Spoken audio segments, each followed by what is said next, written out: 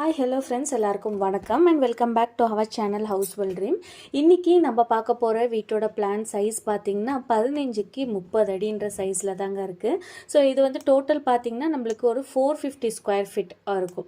So 450 square feet உள்ள ஒரு வீட்டோட பிளான் தான் இது. ஸோ வாங்க இதை டீட்டெயிலாக நான் எக்ஸ்பிளைன் பண்ணிடுறேன். ஸோ பார்த்திங்கன்னா டோட்டலாக இதுக்கு வந்து 450 ஸ்கொயர் ஃபீட் வருங்க. ஸோ 500 ஸ்கொயர் ஃபீட்டை விட கொஞ்சம் கம்மி தான். ஸோ இந்த இதுக்கு வந்து நான் எப்படி பிளான் பண்ணியிருக்கேன் அப்படின்றத நான் டீட்டெயிலாக எக்ஸ்பிளைன் பண்ணுறேன். ஆக்சுவலாக இது வந்து கிரவுண்ட் ஃப்ளோரில் வந்து ஃபுல்லாகவே பார்க்கிங் விட்டாச்சுங்க. ஃபர்ஸ்ட் ஃப்ளோரில் தான் நம்ம பிளான் பண்ணியிருக்கிறது. ஸோ இங்கே பார்த்தீங்கன்னா ரைட் சைடில் படிக்கட்டுக்கான ஆப்ஷன் கொடுத்துருக்கேன்.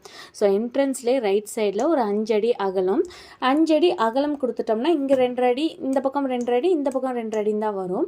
அண்ட் இந்த விட்த்து வந்து லேண்டிங் ஸ்பேஸை கொஞ்சம் பெருசாக இருக்கட்டும்ன்றதுக்காக 3 அடி அளவுக்கான ஒரு அகலத்தில் லேண்டிங்க்கான ஸ்பேஸ் கொடுத்துருக்காங்க.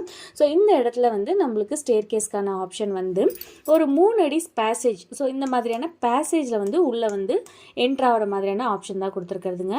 ஸோ மெயின் என்ட்ரன்ஸ்லேருந்து உள்ளே வந்தோம்னா லிவிங் ஹால் 8 அடிக்கு 10 அடின்ற சைஸில் கொடுத்துருக்கேன். இந்த சைஸுக்கு இது ஒரு நல்ல ஒரு கன்வீனியன்ட்டான சைஸில் உள்ள ஒரு லிவிங் ஹால் தான். ஸோ அகலம் 15 அடி இருக்கும்போது நம்மளுக்கு பிளான் பண்ணுறதுக்கு கொஞ்சம் கிரிட்டிக்கலாக தான் இருந்துச்சு. ஒரு 20 அடினா கூட நம்மளால் இன்னும் கூட கன்வீனியன்ட்டான ஒரு லென்த்தியர் சைஸ் வரும். ஸ்டேர் கேஸும் ஃப்ரண்ட்டில் போடலாம். பட் ஆனால் இந்த மாதிரி 15 அடி வந்தோடனே நான் ரைட் கார்னரில் பிளான் பண்ணிடலான்னு சொல்லிட்டு பிளான் பண்ணுங்க.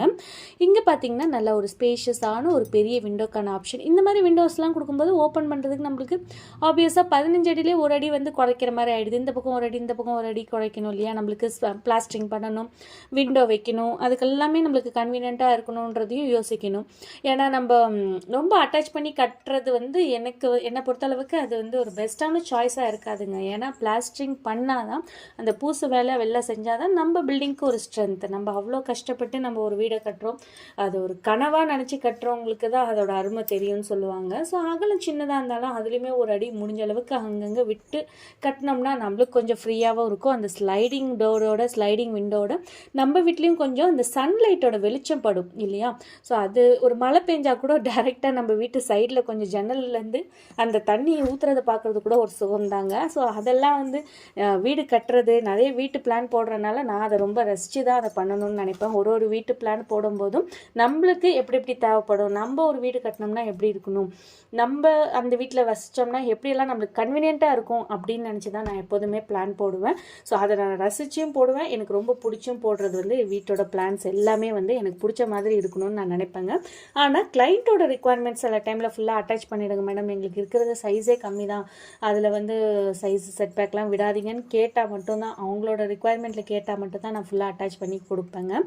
லிவிங் ஹாலோட சைஸ் 8 அடிக்கு 10 அடி. ஸோ இது சின்ன இடமா இருக்குன்னா இங்கே அழகாக ஒரு சின்னதான டிவி கேபினெட்ங்க. இந்த சைஸுக்கு நம்மளுக்கு இதுதான் லிவிங் ஹால்னா இந்த சைஸுக்கு எந்த அளவுக்கு டிவி கேபினெட் கொடுத்தா நல்லா இருக்குமோ அந்த அளவுக்கு ஒரு சின்ன சைஸில் டிவிக்கான ஆப்ஷன் கொடுத்து ஒரு சிம்பிளான டிசைனுங்க. சிம்பிளாக ஏகப்பட்ட டிசைன்ஸ் இருக்குது.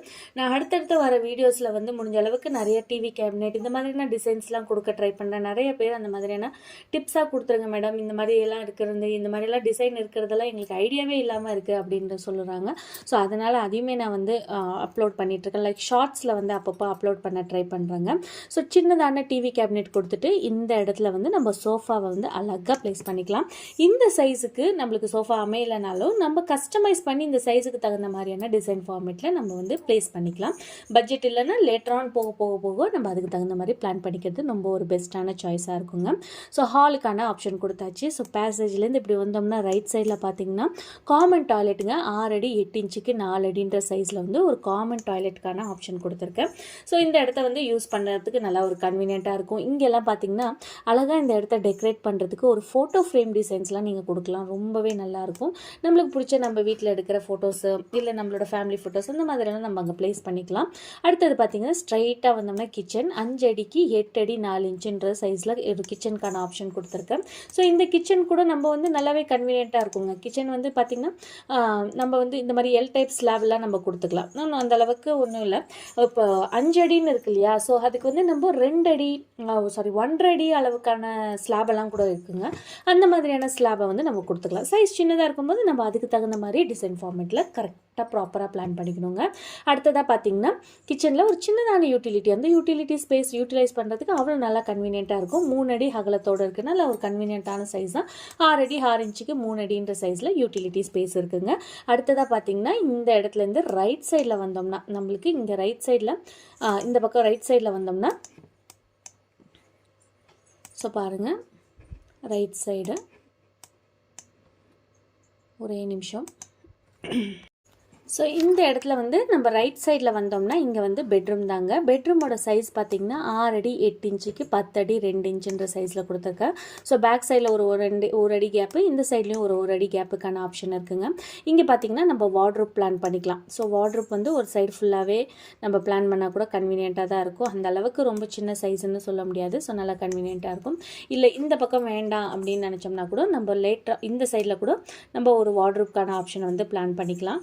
ஸோ டோர் போக மீதி இருக்கிற இடத்துல வந்து வார்ட்ரோப்கான ஸ்பேஸ் கொடுத்துட்டு இந்த இடத்துல வந்து நம்மளுக்கு 5 அடி அகலத்தில் தான் நம்மளுக்கு பெட்டோட ஸ்பேஸ் இருக்கும். ஸோ அதில் வந்து நம்ம இப்படி வந்து பெட்டை வந்து பிளேஸ் பண்ணிக்கலாம். நல்லாவே கன்வீனியண்ட்டாக இருக்கும்.